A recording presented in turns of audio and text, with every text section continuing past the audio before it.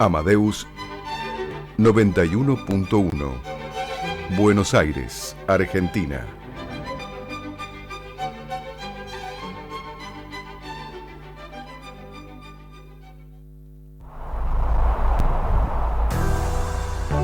A partir de este momento comienza Segunda Convocatoria, el programa de la propiedad horizontal.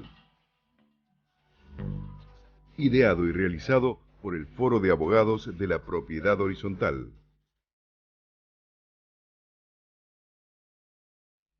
Muy buenas tardes, una nueva emisión de Segunda Convocatoria, el programa de la Propiedad Horizontal, ideado y realizado por el Foro de Abogados de la Propiedad Horizontal.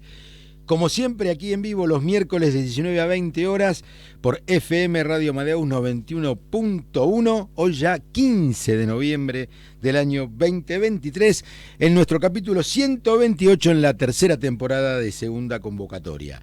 Vamos rápido entonces a la presentación de los medios de contacto del programa y de los compañeros que están aquí presentes en el estudio central de la radio. Empezamos por estricto orden alfabético. El doctor Héctor Hugo Breckman. Gracias, Jorge. Muy amable. Buenas tardes, Jorge. Buenas tardes, Gustavo.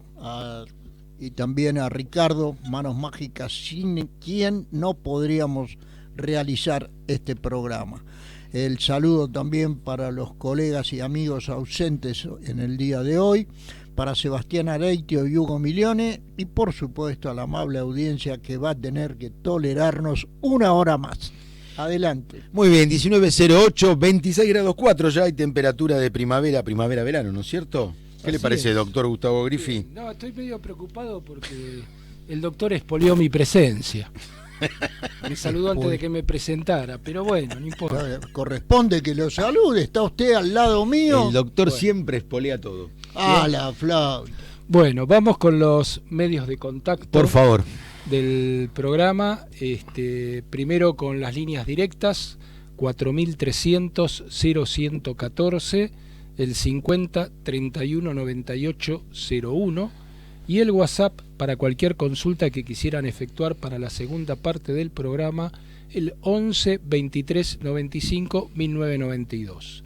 Vamos también entonces con los contactos del foro. Nuestra página web www.forodeabogadosph.com.ar, nuestro mail forodeabogadosph@gmail.com, Facebook Foro de Abogados de la Propiedad Horizontal, Twitter e Instagram @forodeabogadosph. Muy bien, también nos pueden escuchar por la página de la radio www.radioamadeus.com.ar. Allí también van a encontrar en la solapa que corresponde a nuestro programa Segunda Convocatoria alrededor de 50 programas, más o menos creo que 48 hay ya, 52 me dice acá Ricardo, en retrospectiva, es decir, van a poder escuchar los programas anteriores, no todos, vamos por la 128, pero por lo menos algunos de ellos, especialmente todos los que corresponden al último año, y a partir de las 20, un poquito pasadas las 20 horas, seguramente Ricardo subirá a esa solapa dentro de la página web de la radio, repito, www.radioamadeus.com.ar, este programa, esta emisión de la tercera temporada. También nos pueden escuchar online aquí y en todas partes del mundo, por supuesto, a través de la app, de la aplicación de la radio. La bajan de la tienda de los celulares en cualquiera de sus dos versiones, se escucha con una alta fidelidad. La app se denomina FM 91.1 Amadeus. Y si nos quieren ver, además de escucharnos, ya en diferido a través... Eso es bajo su exclusiva responsabilidad que nos quieran ver. Sí, del que nos quiera ver. Por eso. A través del canal de YouTube del Foro de Abogados de la Propiedad Horizontal, lo encuentran así, Foro de Abogados de la Propiedad Horizontal, en esa red social van a encontrar muchos programas, muchos audiovisuales de esta tercera temporada, y seguramente en los próximos días el de esta emisión, de este capítulo 128. Bueno, creo que está hecha toda la presentación, así que por lo tanto vamos a lo nuestro. El tema central en Segunda Convocatoria. Hemos hablado ya alguna vez de la cuestión de la vivienda del encargado, pero ahora lo vamos a hacer no tanto desde el punto de vista de lo que muchos mencionan dentro de los consorcios de propiedad horizontal, que es la famosa intencionalidad de alquilarla para obtener una renta, sino básicamente desde el punto de vista del derecho laboral. Y esto después vamos a verlo con mayor claridad a través de un fallo muy reciente que casualmente en la ciudad de Buenos Aires precisa lo respectivo a la vivienda del encargado, es decir, si es obligatorio o no la existencia en los edificios futuros o los edificios que se construyan en nuestra ciudad, y si deben prever la habitación, la casa habitación de los encargados. Por eso, si les parece, doctor Griffi, comenzamos con el tema y yo les hago la primera pregunta: si en verdad la vivienda del encargado es un accesorio al contrato de trabajo que tiene el encargado o la encargada con el consorcio de propietarios o con el conjunto inmobiliario, o bien es un derecho a adquirir, un derecho inalienable del trabajador. A ver, yo de alguna manera te contestaría por la afirmativa en ambos casos, pero con una diferencia de temporalidad. Es decir, yo entiendo que si un consorcio, vamos a suponer, no tiene encargado y va a tomar encargado, entiendo que no está obligado a poner a disposición una vivienda si es que específicamente no lo estipula dentro de las características propias de, digamos, de la contratación laboral específica, ¿sí? Ahora, cuando estamos hablando de un encargado que ya se encuentra trabajando en un consorcio y que tiene la unidad de portería como parte de la remuneración en especie que recibe por su función, ahí sí entiendo que estamos hablando de un derecho adquirido y un derecho inalienable que no puede ser modificado ni tocado sin la anuencia del encargado. Bien, la pregunta sería: ¿de dónde surge esta posibilidad de la existencia de la vivienda del encargado? Es decir, ¿por qué un encargado de edificios sometidos al régimen de propiedad horizontal puede tener una vivienda? Y bueno, el tema de la vivienda lo tenemos, a ver, por un lado en la ley 12.981, que es el estatuto. ¿El estatuto? No, ¿El estatuto? El estatuto. Sí, el estatuto de no, encargado de perdón. Y lo O sea, tenemos que también... estuvo como 5 minutos sin hablar. No, ahora le vamos a dar el pase. No, porque si no me da el pase no puedo meter ningún gol. Ahora le vamos a dar el pero pase. a mí me Es la interesa abstinencia algo. que le Terminá produce de... estos No, problemas. no. Sigamos. Y, Terminá, bueno, Gustavo, y también lo tenemos dentro de lo que es el convenio Bueno, colectivo. convenio Espere, colectivo, correcto. Tenemos el eco acá. El estatuto ley 12.981 es el estatuto de lo hemos comentado muchas veces, el estatuto de los empleados obreros de casa de renta y propiedad. Así es. ¿No? Hay 12. Así es. Bien. Es una vieja ley y en el artículo 13 precisamente... En el artículo 13 hace específicamente referencia Sí. al tema de la unidad de portería, Sí. donde le establece dentro de lo que es las obligaciones del empleador. Ajá. Dice: el personal que trabaja exclusivamente para un empleador, ya sea como encargado, ayudante o cuidador, tendrá derecho a gozar del uso de habitación higiénica y adecuada, Sí. y recibir los útiles de trabajo necesarios para el desempeño de las tareas a su cargo. En los edificios de renta en que se haya construido vivienda para el personal referido, no podrá alterarse el destino originario de la misma en perjuicio del trabajador. Muy bien. Doctor Breckman, Bueno, además del estatuto... Gracias. Yo lo que creo es que tenemos que establecer una clara diferencia. No resulta lineal, en general, la interpretación de la normativa. ¿Qué quiere decir? ¿O qué quiero expresar? Que en realidad, cuando nos encontramos frente a una norma, una ley, existen, como bien sabemos nosotros, interpretaciones de la ley que incluso pueden llegar a plantear conflictos legales, etcétera, etcétera. Yo prefiero hablar de algo que Gustavo muy atinadamente habló, y es el conflicto que se genera desde el punto de vista temporal en las diferentes situaciones que pueden dar origen a la relación entre un encargado con un consorcio y puntualmente en el tema de la habitación. Yo creo que existen, como en todas las cuestiones que manejamos habitualmente legales, distintos puntos de vista. Si yo lo quiero mirar desde el punto de vista de lo que la normativa estrictamente habla, caso que supongo alguno de ustedes adherirá rápidamente, tengo que pensar, tengo que hablar que taxativamente esto es que si hay una vivienda no puede alterarse, una vivienda que dice vivienda del encargado, el reglamento, etcétera, etcétera, taxativamente no debería poder modificarse esa cuestión, porque la ley lo dice. Si nosotros decimos el espacio y la la unidad vivienda, sí, claro. Cuando el reglamento te dice, sí, Jorge, una vivienda destinada al encargado, sí, ¿quién te lo está diciendo? El reglamento, que para las partes es como la ley misma. Sí, sí, ¿estás de acuerdo? Sí, estamos de acuerdo. Sí. Entonces, si nosotros no queremos regirnos literalmente por lo que dice la ley, aparentemente no habría ningún sentido, ninguna posibilidad siquiera de plantearnos discutir este punto. Correcto. ¿Estamos de acuerdo hasta ahí? Sí. Yo sin embargo, creo algo diferente.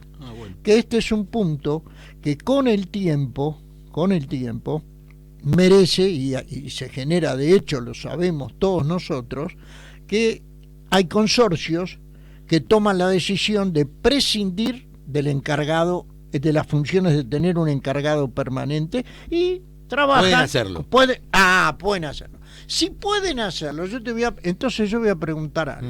Si pueden hacerlo, y en ese caso ya no regiría la disposición que Gustavo literalmente citó, sí, del artículo 13, si pueden hacerlo, ¿qué necesidad hay de que se siga manteniendo ociosamente, porque el texto de la ley así lo impone? Que es el juego, sí, es muy claro, sí, el juego claro, es clarísimo, pero si nosotros estamos yendo del tema ahí. ¿A vos te parece? Sí, ¿sabes por qué? Porque no es la cuestión de qué destino le damos cuando la vivienda está vacía, sino cuando hay un trabajador. Si hay un trabajador, tiene que haber una vivienda para el trabajador. Tiene que haber, pero tiene que ser eterno. Tiene que otorgársela. Tiene que ser eterno. El consorcio puede no tener disponer no tener un empleado.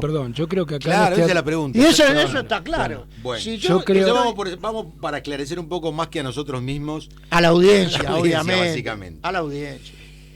Entendemos o coincidimos, me parece, que el consorcio, aparte porque así lo determina de alguna forma u otra, porque no existe la obligatoriedad, la propia normativa, el consorcio puede no tener un trabajador. Correcto. Internamente. Esa creo que es la primera pregunta que nos tendríamos que hacer. Esa es la primera pregunta que yo hubiera hecho. Doctor, bueno, trate de no pisar. No lo piso, perdóneme. ¿Qué es lo que quiero decir? Sí. Primero, si es obligatorio o no, perfecto, que el consorcio tenga que tener un encargado. Eso me parece que es la primera pregunta. La primera respuesta, según mi criterio, es que no. Que no, bien. Que no es obligatorio. Existiendo un encargado designado por el consorcio. Sí. ¿Puede tener vivienda, debe tener vivienda obligatoriamente o no? Puede. Para mí, ¿por qué? ¿De dónde surge? Yo digo lo siguiente, si tomo el artículo 13, al final dice, no podrá alterarse el destino en perjuicio del trabajador. Claro. Quiere decir que estamos hablando ya de un derecho adquirido de un trabajador que está. Entonces, me parece que esa aclaración es clave en cuanto al punto de temporalidad que manifestábamos con anterioridad. Y cuando al principio dice gozar del uso de habitación higiénica y adecuada, se refiere a las condiciones que debe tener la vivienda en el caso que esté habitada. Exactamente. Bien. Así es. Contratamos un trabajador por el consorcio y creo que conforme al mismo convenio queda demostrado que puede tener o no vivienda, porque precisamente hay categorías que determinan que puede ser con o sin vivienda. Inclusive aquel que trabaja dentro de un consorcio y no tiene la vivienda, tiene un plus. Así es. Cobra un poco más. Se le da un valor X a la vivienda, que al no tenerla es esa diferencia. El que la tiene además tiene un valor vivienda dentro de sus rubros salariales. Con lo cual está claro que la vivienda puede asignarse o no puede asignarse. Ahora sí. Bien. Perfecto. Coincidimos. Con lo cual me parece que con respecto a la primera pregunta, como bien lo decía el doctor Griffi, está claramente determinado que esto es un accesorio en especie al contrato de trabajo que tiene el trabajador de un edificio, ¿no es cierto? Por lo tanto, la pregunta a lo que habíamos hablado, si era obligatorio o no, ya la contestamos, el otorgamiento no es obligatorio. ¿Quiénes pueden ocupar esta vivienda? Esa es una muy buena pregunta. Excelente pregunta. Y lo tenemos Ricardo, le pedimos que la conteste. Ricardo. No. Lo tenemos establecido, creo que en el convenio colectivo. Sí. A ver, Sí, espere, que lo No vamos importa, a si no buscar. recuerda el artículo, después lo vamos a dar, pero más o menos la idea El ¿cuál es? círculo familiar íntimo. Bien. Eso es lo que hace referencia a la normativa. Muy bien, muy bien. muy Por bien. eso se entiende a los hijos, perdón, a la mujer y a los hijos menores de edad o a la conviviente equivalente. El cuidado de la... Voy tipo tips, ¿no? Preguntas Está muy rápidas. Ping ¿Por pong. sí o por no va a preguntar? No, por sí o por no, no, quiero no porque va a perder como la guerra. Quiero saber. No. ¿por qué Eh, Veremos. Veremos, decía un Boca perdió la final de la Libertadores. No, por sí o por no. veremos, decía un melenudo. En realidad... Y así le fue. A ver, digo, ¿quién tiene la responsabilidad del mantenimiento? Y el consorcio a través del administrador, que es el representante Bien, sí. legal. Y el encargado que ocupa la vivienda y su familia y su círculo Por íntimo. supuesto. También. Tiene un deber para mí de cuidado Mm. esencial. Sí. Perdón. No, está correcto. ¿Estás de Pero acuerdo? por favor, Mm. totalmente, Gustavo. totalmente. Hay un deber de cuidado, de mantenimiento en cuanto al decoro y a una serie de cuestiones que hacen a la funcionalidad de los artefactos mínimos esenciales para la vida. Entonces sí, ahora si vos me decís un daño producido en el inmueble porque una filtra No, bueno, está claro Eso, que perdón, resulta el eso lo consorcio. tenemos, sí, en el convenio Sí, colectivo, en el convenio, los artículos sí. 23 y 25. Exacto. El 23, que establece la obligación por parte del empleador de tener la vivienda en condiciones de habitabilidad, un poco como hace referencia al estatuto, y el 25, dentro de las obligaciones del personal, de tenerla en condiciones de higiene, de aseo, etcétera, etcétera. ¿Qué características debe tener esta vivienda? Esa ¿Hay es una- normativa al respecto? Había una normativa que es justamente lo que evaluamos este fallo que después Que vamos ahora a ver, que hacía referencia al Código de Edificación En la ciudad de Buenos Aires. en la ciudad de Buenos Aires, que establecía que la vivienda tenía que tener determinadas condiciones y determinadas características. Antes de la última modificación que establece la normativa 6100, 6100. hacía referencia que tenía que tener una sala de estar, 2 dormitorios, Correcto. y tenía que tener las mismas condiciones de acceso a los servicios centrales, Eso es muy importante. claro, que el resto de las unidades que conformaban el consorcio. Muy bien. No nos vamos a referir a qué sucede cuando se extingue el contrato de trabajo y en cuanto a la devolución de la vivienda, pues ya lo hemos hablado en otras ocasiones y tiene que más que nada que ver con la relación contractual. Pero ya hablando de las características de la vivienda, y está muy bien lo que decías recién, Gustavo, que era lo que decía antes el Código de la Edificación en la ciudad de Buenos Aires.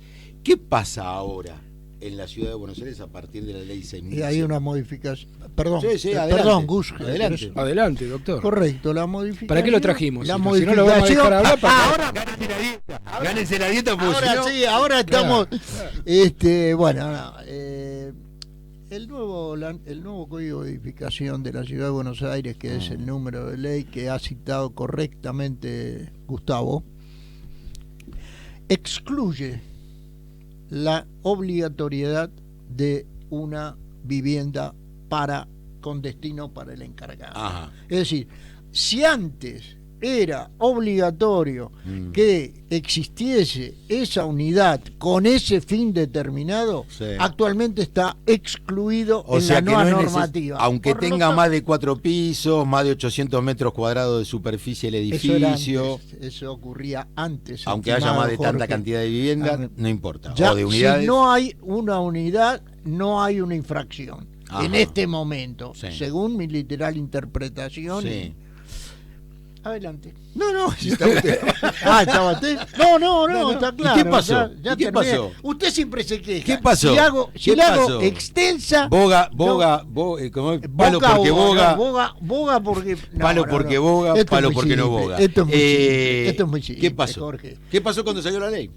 Bueno, existen distintos tipos de acciones que hubo. En general, las reacciones contrarias provinieron del gremio, fundamentalmente, que es de los encargados de casas de renta, que se consideraron afectados porque casualmente, si uno analiza simplemente que para la asociación gremial que defiende estos intereses Sí. era obligatorio la existencia de un encargado con habitación, porque la normativa Sí. que existía antes así lo preveía, si se excluye eso, se torna absolutamente a criterio ya de quien así lo desea, constructores y copropietarios el día de mañana, destinar o no un inmueble. Si no está destinado, no existe, hay una reacción. Está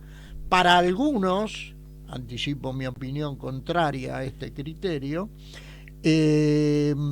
para algunos se afectaría un derecho inalienable, que sería el que tiene que existir esa vivienda directamente atribuida para ese fin, y esto no se puede cambiar. Muy bien, doctor Griffi, ¿qué dijo la sala 3, definiendo esta cuestión, la sala 3 de la Cámara de Apelaciones en lo contencioso administrativo, tributario y de relaciones de consumo? Ahora es largo el nombre del organismo judicial, de aquí del Poder Judicial de la Ciudad Autónoma de Buenos Aires, en este expediente Sindicato Único de Trabajadores de Renta y Horizontal contra Gobierno de la Ciudad de Buenos Aires y otros sobre amparo. Bueno, ahí como vos estás refiriendo, Jorge, fue un recurso de amparo que también, Sí, como hizo referencia, una acción de amparo que, como hizo referencia Héctor, fue impetrada por el sindicato. Y bueno, acá en principio tenemos un juez de primera instancia que dio lugar, ¿sí? Que consideró que efectivamente con esta modificación normativa se estaba afectando un derecho inalienable de los trabajadores vinculados al régimen de la propiedad horizontal en cuanto al tema de la vivienda.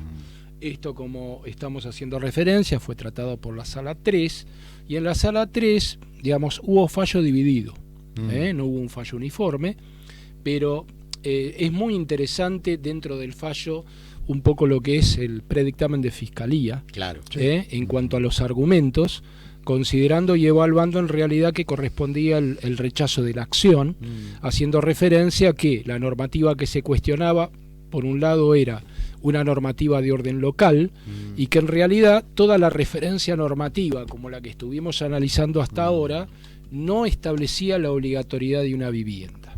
Entonces, al no establecer la obligatoriedad de una vivienda, esta disposición local no iba contra la normativa legal. Ese es un poco, digamos, a grandes rasgos lo que podía ser el fundamento del voto mayoritario. Es muy interesante el fundamento del voto minoritario. Antes de avanzar en eso, Sí, señor. en el voto mayoritario, es decir, que revocó la decisión del doctor Marcelo Segón, que fue el juez de primera instancia, que entendió que correspondía no solamente la viabilidad del amparo, sino hacer lugar al reclamo del sindicato. En el voto del doctor Zuleta, que es uno de los dos votos que conforman la mayoría, se dice que en el expediente no se ha planteado ningún caso que denuncie la afectación de derechos con motivo de la sanción del nuevo Código de la Edificación, ni se ha sumado ningún actor particular al momento de publicar el inicio del amparo colectivo. Es decir, que quiso decir que, bueno, acá no hay, al parecer no hay ninguna lesión a un derecho subjetivo determinado por una persona, sino sería una cuestión más que nada genérica. Sí. Y dice que en definitiva la actora no ha logrado acreditar la violación de los derechos adquiridos de sus representados. A mí me parece que todo esto tiene que ver con cómo cada uno lo encaró. En primera instancia entendió que el artículo 13 del estatuto dice tal cosa y por lo tanto tiene que haber una vivienda de encargado, vaya encargado, no haya encargado, etcétera. La sala, por los votos mayoritarios, entiende que no, que esto tiene que ver con cada caso en particular y que no hay además se entienden que hay que esto es accesorio al contrato laboral y que no tiene que ver con derechos adquiridos o derechos protegidos constitucionalmente o inclusive por el orden público laboral para los encargados de edificio. ¿Querías decir algo, Brenda? Sí, quería decir que esto está relacionado estrictamente con mis primeras palabras de hoy. Cuando nosotros analizamos el criterio, en este caso mayoritario de la Cámara, nosotros encontramos un respaldo a un criterio que es lo que yo intenté plantear desde el principio: la literalidad o no de lo que dispone la legislación. Si nosotros analizamos, como dije y comencé a exponer al principio, si nosotros analizamos que existe una obligatoriedad de dar, etcétera, etcétera, no podría fallarse en este sentido. Es decir, está claro que si hay una ley que dispone que tiene que tener tantos, habiendo tantas unidades, tanto tiene que existir un encargado y entonces tiene que tener una vivienda, entonces ya carecería, ahora no sé si resultan más claras mis primeras palabras cuando dije claramente que esto implica tomar conciencia y que no siempre la literalidad que tiene la ley es obligatoria y debe ser, no puede ser interpretada, debe ser interpretada. Y entonces no existe esa obligación y no existe la afectación como he tenido oportunidad de leer, algún autor considera que se estaría vulnerando los derechos del trabajador. No, acá no existe eso. La doctora Gabriela Seijas adhirió a este fallo básicamente, como bien dijiste vos, Gustavo, en adhesión al dictamen de la doctora Cicero, que fue la fiscal de Cámara. Ahora, para ir redondeando esta primera parte, en un minutito, si te parece, en un telegrama, es interesante el voto en minoría del doctor Horacio Sí, Corti, creo que hay... por los derechos, va por el derecho internacional de los derechos humanos. Bueno, exactamente, correcto. ¿Qué dice? No, ahí hay dos cosas que me parece que son esenciales. Una es, una es que, digamos, no le guarda lógica para el criterio, digamos, de este voto minoritario, que el hecho de haber sido una ley local no implique que no pueda afectar otro tipo de legislación o de derechos, porque era alguna de las cosas que fundamentaban el voto mayoritario. Y lo otro que me parece también muy interesante, que está vinculado a lo que acabas de mencionar, esto lo dijo muchas veces el doctor Segura cuando tuvimos la posibilidad de entrevistarlo con otros temas. Es decir, el derecho laboral no puede ser retrógrado. Es decir, una vez que se avanza y se consolida un derecho, no se puede ir en retrospectiva. Yo avanzaría más, creo que en ningún aspecto del derecho, en ningún área del derecho, porque hay una cláusula de la Constitución que es llamada cláusula del progreso, que significa que no puede haber regresividad con derechos adquiridos, con derechos ya otorgados. Pero no estamos hablando solo de derechos adquiridos. Bueno, perdón. Estamos hablando, porque si yo hablo de derecho adquirido, en una de esas estoy hablando del derecho de un trabajador activo. Claro. Yo creo que acá es todavía más amplio en cuanto a la potencialidad de poder acceder a ese derecho.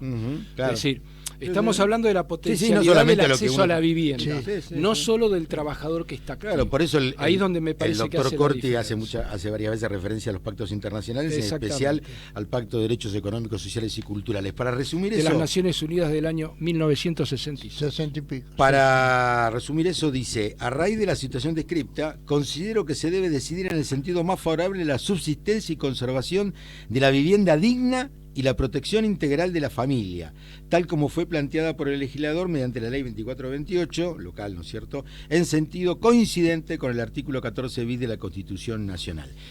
Vamos a hacer la pausa, vamos a después, en la segunda parte, a hablar con un colega especialista en Derecho Laboral, pero antes les dejo una pregunta. ¿Qué gusto tiene la sal? ¿Qué gusto tiene la sal? Por sí o por no, por sí o por no va a ser. No vuelva con el por sí o por no para perder como la guerra de vuelta. Esto, más allá que beneficio no o perjudica al trabajador, de acuerdo al ángulo con lo que lo miremos, ¿perjudica o beneficia a los propietarios? No me lo cuenten ahora.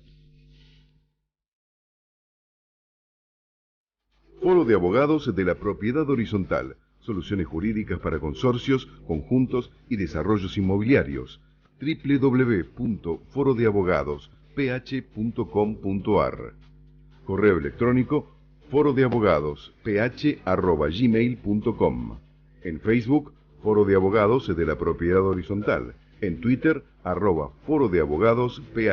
Y en Instagram, Foro de Abogados PH.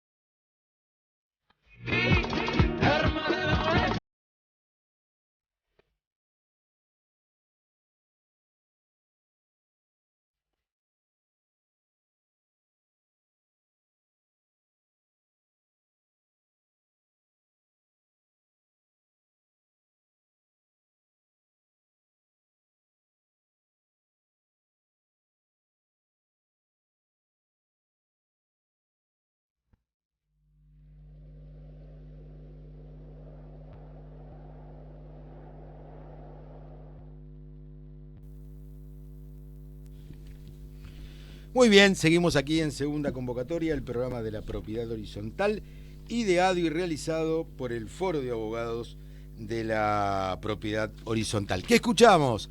Así es la vida. Así es la vida, doctor Bregman. No me diga. Por María Becerra y Enrique Iglesias. El video oficial de este tema en YouTube se estrenó el 23 de octubre de este año y ya lleva más de 22 millones de vistas, más o menos como los videos de YouTube nuestros en donde aparece el doctor Bregman. No, donde aparece María de los Ángeles Becerra, nacida en Quilmes el 12 de febrero de 2000, más conocida como María Becerra, es una cantante, compositora y ex youtuber argentina. En 2015 comenzó a crear contenido de entretenimiento en su canal de YouTube, el cual contó con más de 3 millones de suscriptores.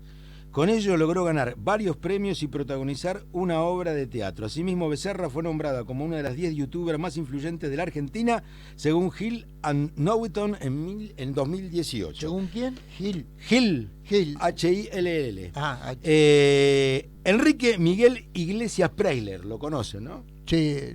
Nacido en Madrid el 8 de mayo de 1975, es un cantautor y productor discográfico español, es hijo del cantante Julio Iglesias y de Isabel Preisler. Ha ganado varios premios de la industria discográfica como Grammy, de María Kurbikova. el mejor artista latino y otros 5 Grammy latinos. Bueno, ganó de todo Enrique Iglesias. Así que bueno, pusimos a María Becerra en Así es la vida junto a Enrique Iglesias Presley. La pregunta quedó ahí en el tintero, quedó pendiente. Yo entiendo que beneficia a los propietarios. A ver, argumente. No, y bueno, cuando tenemos una unidad de portería, de alguna manera tenemos ahí un espacio común que tiene que determinarse cuál es el motivo o la situación o la utilización, y muchas veces es generadora de conflicto. Cuando está, ya sea que esté ocupado por el encargado o que no esté ocupado por el encargado.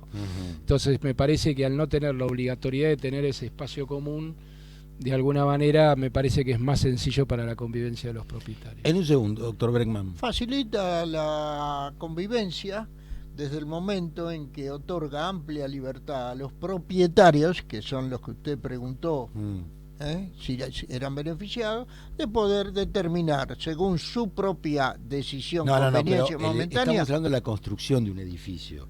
Usted cuando compra, bueno, de acuerdo a cualidades, beneficios y demás. Lo que el doctor está consultando es si beneficia o no a los propietarios el no tener la obligatoriedad de tener que construir una unidad de ninguna duda. Sí. Ninguna duda. Argumento. Si yo no tengo que destinarlo, primero puedo manejar esos lugares con otro destino que ¿Usted sea quién? Más beneficioso. Cuando dice usted o yo. Propietario, usted preguntó los propietarios. ¿Y usted cómo hace para manejar? En los espacios comunes, la ley dice claramente de quiénes. Pero no va a tener más el espacio de vivienda. No lo tengo, pero ¿Y entonces no va a tener el espacio común? Al no tener necesidad de adjudicar un espacio específico, tengo más posibilidades después de determinar. Para mí es así. Me parece que es así.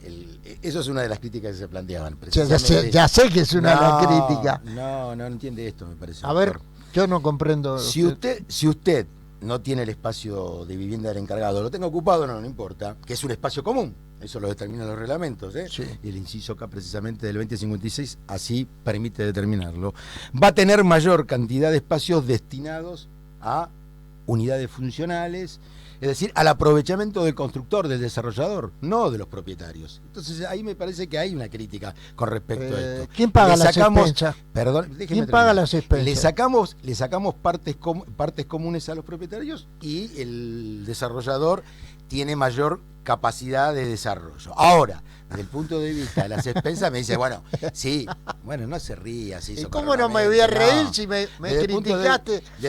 Porque usted la interpretación. Porque la interpretación que usted hace es al revés. Digo, yo tengo menos espacio común y si me he beneficiado. No, lo que tiene menos gastos. Nunca dije. Bueno, lo que tiene menos gastos, lo puedo llegar a entender. Más allá de que yo no acuerdo con eso, porque verdaderamente yo no viviría. ¿Por qué no acuerda con eso? Si pudiese, y así lo he podido hasta ahora, en parte por mi familia y otra parte por mí mismo, de acuerdo cuando fui mayor de edad, no viviría nunca en un edificio de propiedad horizontal donde no haya un encargado y un encargado permanente, con vivienda. Eso lo descarto. Si tengo posibilidades de optar, no cabe ninguna duda, porque entiendo que aún en el peor de los casos siempre es beneficioso para los propietarios tener un encargado que ahí conviva en el edificio. Pero pongamos que no nos gusta esto. Yo comparto. Yo también coincido que es mejor. En eso estamos de acuerdo. Bueno. Ese no es el punto. No, yo les dije cuál era mi opinión. Digo, al margen de esta cuestión, le digo que acá la atención está dada en perdemos partes comunes y el desarrollador gana partes para poder desarrollar su propio emprendimiento, porque evidentemente la vivienda del encargado es una parte común.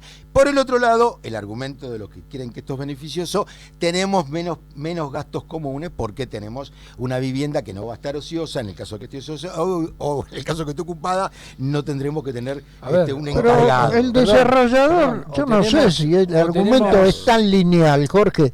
Disculpame. Lineal lo decís vos. No, es así. Tranquilo. Si tenés no 30 metros o 40 metros cuadrados menos de partes comunes, tenés 40 metros cuadrados más para poder desarrollar. Esperen. A ver, yo lo que voy a hacer un comentario y después creo que tenemos al invitado que nos está esperando y se está divirtiendo con la discusión. Por eso, a ver, podemos tener menos gastos comunes o podemos tener otro espacio común que está asignado en beneficio de los propietarios. Exacto. Esas puedo tener puedo tener doctor, un alandri o puedo tener un sí, Zoom. está muy bien, Bueno. si así lo determina el desarrollador, pero Correcto. el código de edificación no obliga a tener un Zoom, un landri, nada por el estilo. no, El código de edificación dice no es obligatorio tener una vivienda para el encargado. Ahora, ¿cómo desarrolle el emprendimiento, el edificio, el desarrollador? Bueno, sí, es muy posible que decida, no tengo esos metros cuadrados para la vivienda, pero se los voy a poner a disposición de los propietarios como sector común, en un landri, en un Zoom, no sé, en lo que pueda hacer. En un gimnasio.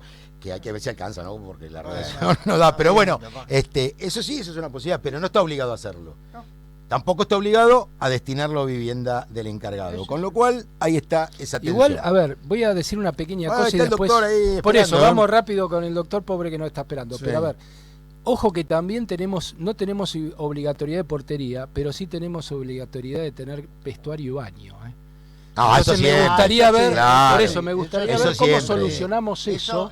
Si bueno, pues se soluciona, es muy pequeño el espacio para baño y ducha, eso sí lo hay, inclusive donde hay vivienda para el encargado, porque hay ayudantes. Bueno, La entrevista en segunda convocatoria. muy bien, vamos ahora con quien sabe, con un especialista en Derecho Laboral, el doctor Diego Romeo. 34 años de experiencia en estos temas, ejerce la profesión en su estudio jurídico en forma independiente, ha sido profesor adjunto de Derecho del Trabajo durante 20 años en la Universidad de Morón y ha dictado cursos de grado y posgrado en la especialidad en la Universidad de Palermo y en la Universidad Nacional de La Plata. Actualmente es disertante en universidades y cámaras empresarias, es consultor de empresas, organismos y entidades públicas y privadas. Doctor Diego Romeo, muy buenas tardes, muchas gracias por estar aquí en segunda convocatoria del programa de la propiedad horizontal. Buenas tardes, ¿qué tal? ¿Cómo están? Un gusto compartir este espacio. Me salgo de la vaina por participar. ¡Ay, porque he buenísimo! escuchado a los colegas y son muy interesantes cada uno de los debates que han mencionado. Bárbaro, muy bien, doctor. Entonces lo escuchamos. Vivienda del encargado. ¿Es un accesorio del contrato de trabajo? Queremos saber su opinión. Es claramente un accesorio del contrato de trabajo. Por supuesto, lo importante es el contrato de trabajo en sí, ¿no es cierto? Es una modalidad con una prestación accesoria, pero en realidad, en el caso del encargado, digamos, es un elemento fundamental que hace un poco a la tipicidad y a la existencia de un estatuto especial que sobrevive, digamos, de alguna manera, con esta variedad normativa para regular para todo lo atinente a la relación laboral que rodea al encargado y a los sujetos, digamos, que intervienen en el consorcio desde el punto de vista laboral, ¿cierto? Una pequeña aclaración antes de por supuesto, escuchar atentamente las inquietudes de ustedes, que se refiere al origen histórico, mejor dicho, digamos, a la intención que da origen a este tema de la modificación del Código de Edificación, porque esto arranca en realidad con un propósito de las autoridades en el marco de la ciudad de Buenos Aires, que se propusieron una baja de expensas promedio en el ámbito de la ciudad de Buenos Aires como consecuencia de esta modificación en el Código de Edificación al suprimir la obligatoriedad de la construcción de una vivienda para el encargado. La finalidad en realidad apuntaba a una baja en el monto de las expensas que derivó fundamentalmente en este planteo que se hizo a través del SUTER, el sindicato que nuclea a los trabajadores de propiedad horizontal, y que después generó esta sentencia que hoy mencionaban en el comentario. Bien, doctor Romeo, el doctor Griffi le va a hacer una consulta al respecto, por favor. ¿Qué tal, doctor? ¿Cómo está usted? ¿Cómo anda? ¿Qué tal, doctor? Bien, doctor, le quería consultar si usted coincide un poco con el criterio que tenemos nosotros de que no es obligatorio tener un encargado. Es absolutamente así.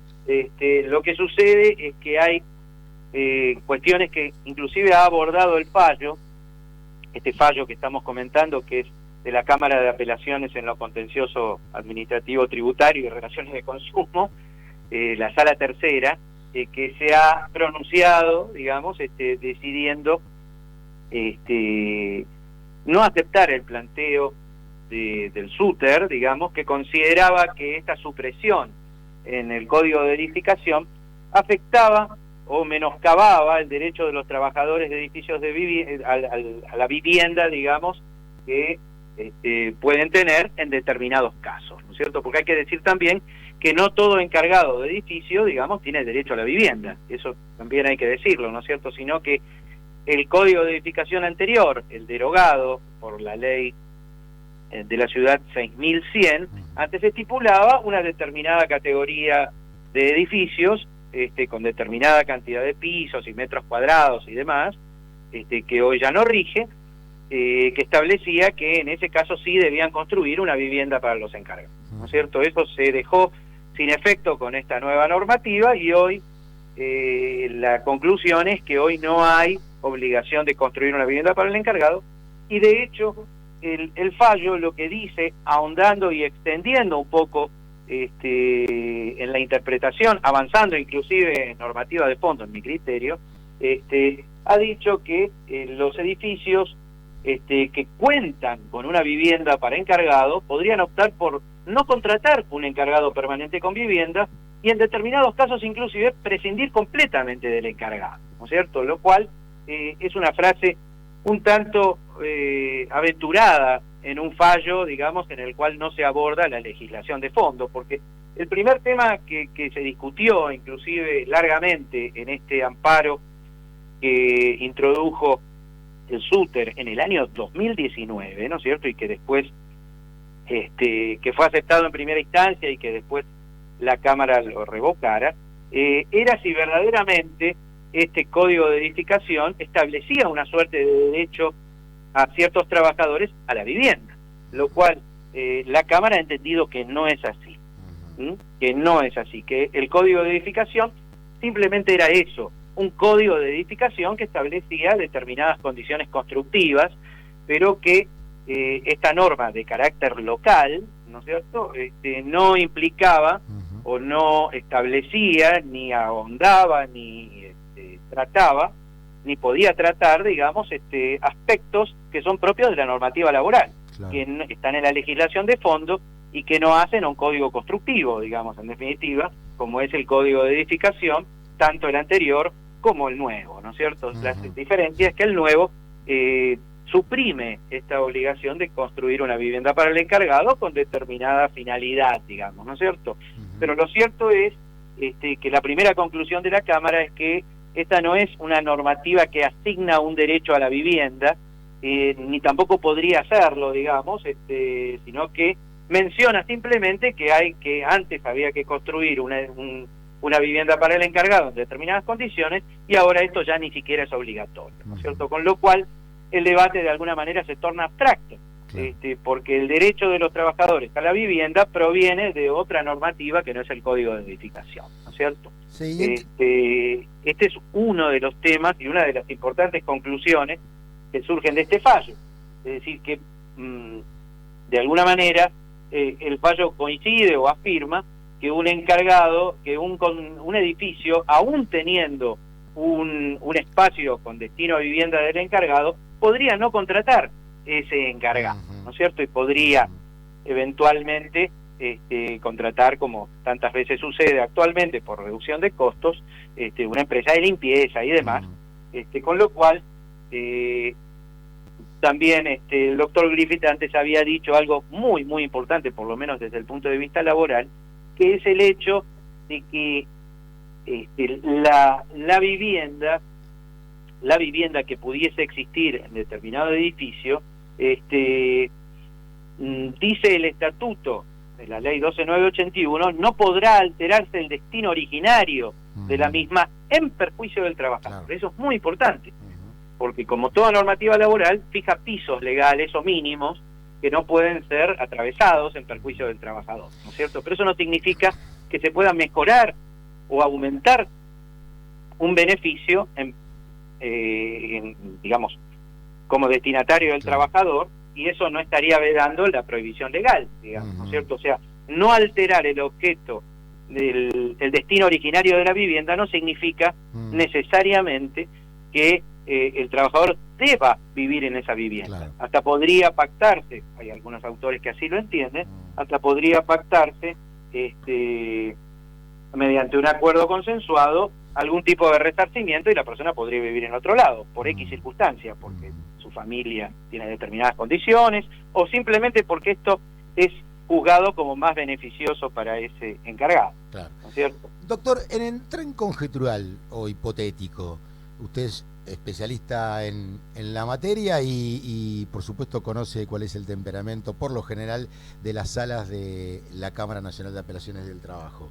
Si este amparo se hubiese incoado en la justicia laboral, ¿usted cree que el resultado hubiera sido el mismo?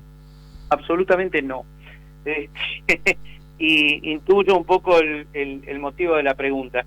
De alguna manera, incluso este fallo, que tiene una orientación claramente, digamos, de apoyo al código de edificación actual, digamos, ¿no es cierto? De alguna manera lo sostiene, tratando de soslayar el derecho a la vivienda, es decir, lo está encarando desde un punto de vista, si se quiere, constructivo, más que desde el punto de vista laboral, y de alguna manera eso conteste con, digamos, la competencia de esta Cámara, ¿no es cierto? Que no puede tratar más que la constitucionalidad o no de una norma local, ¿no es cierto? Ahora bien, si esto se trasladara por X motivo a la justicia laboral, claramente prevalecería, mi criterio, la posición minoritaria, que en este caso estuvo representada por el doctor Corti, ¿no es cierto? Que encaró este tema no por un tema constructivo, un código de edificación con determinadas condiciones o no, sino que lo enfocó desde el punto de vista de lo que se llama en doctrina el principio de progresividad de las normas laborales, o lo que es lo mismo, el principio de no regresividad. Que en pocas palabras lo que significa es que si normativamente el Estado ha instaurado en beneficio de determinada categoría de sujetos un determinado beneficio, si existe una normativa posterior, esta norma no puede ser regresiva, es decir, no puede ir in peius o en contra de una situación previamente ya legislada, digamos. Es decir, el principio de progresividad de alguna manera va estableciendo una orientación de beneficios para el sujeto destinatario de la norma, que en este caso es el trabajador, ¿no es cierto? Y entonces, la posición minoritaria en este fallo, te repito, ha convalidado el criterio o por lo menos la plena disponibilidad por parte de un consorcio de propietarios de la unidad de vivienda, al punto de que sostiene que estos edificios que tuvieran o no tuvieran un edificio una unidad, con destino a vivienda, pueden optar por no contratar un encargado permanente con vivienda o inclusive no tener un encargado. Lo cual instala desde el punto de vista laboral una controversia seria, porque no puede soslayarse que el Estatuto de Casas de Renta establece que cualquiera sea la forma o denominación o figura jurídica que contrate un trabajador que trabaja, para decirlo en criollo, en el ámbito de un edificio de propiedad horizontal, ese trabajador va a estar regido por el Estatuto, claro, ¿no es cierto? O sea que no es tan así como se sostiene en este fallo de la Cámara en lo contencioso administrativo y tributario, digamos, ¿no es cierto? Porque la norma laboral está diciendo a través de una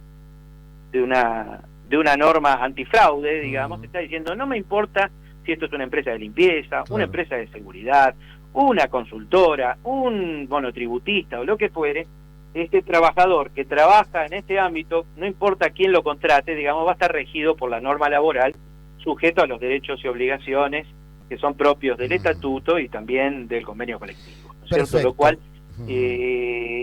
digamos, genera un conflicto normativo de difícil resolución, digamos, ¿cierto? Doctor Diego Romeo, le agradecemos clarísimo lo suyo aquí con el doctor Héctor Bregman, con el doctor Gustavo Griffi, su participación. Seguramente lo convocaremos en otra oportunidad. Que termine muy bien el día. Muchas gracias. Igualmente, muchas gracias por permitirme. Buenas tardes y gracias, doctor.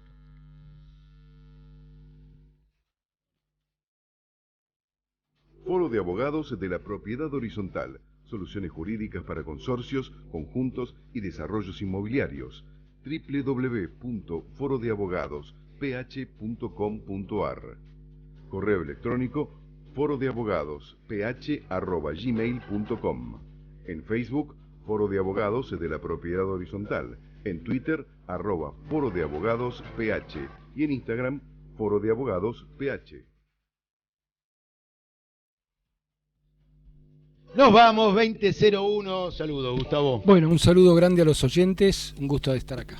Buenas tardes a todos, muchas gracias. Buena semana para los oyentes. Gracias, Ricardo. Muy bien. Un gusto, muchachos. Bajo amenaza de Ricardo Piñero, nos vamos hasta la semana que viene, el miércoles, como siempre, en vivo, de 19 a 20, aquí en FM Radio Amadeo 91.1, cuando digamos que comienza segunda convocatoria, el programa de la propiedad horizontal. Muy buena semana, hasta entonces.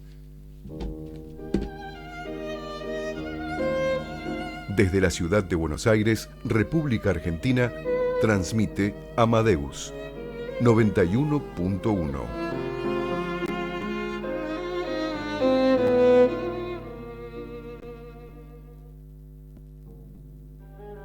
Si circula en auto, antes de cambiar de carril o doblar en una intersección, mire muy bien girando su cabeza hacia los costados y hacia atrás, ya que motos y bicicletas, por sus dimensiones, pueden ubicarse con facilidad en los puntos ciegos, esos que no se ven a través de los espejos. Es un mensaje del Grupo Petersen para la buena convivencia y el respeto en el tránsito.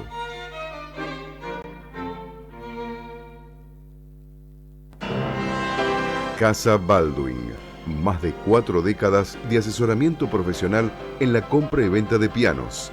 Steinway & Son, Yamaha, Kohler & Campbell, Bosendorfer.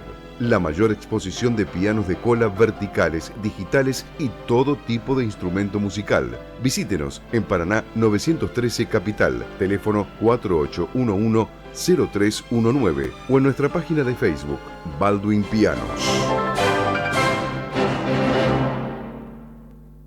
¿Está planeando ir a la playa y alojarse frente al mar? Alquile un departamento en Pinamar. Para mayor información, comuníquese al 02254 15 411 757 o a través de nuestra web www.edificiodelmar.com.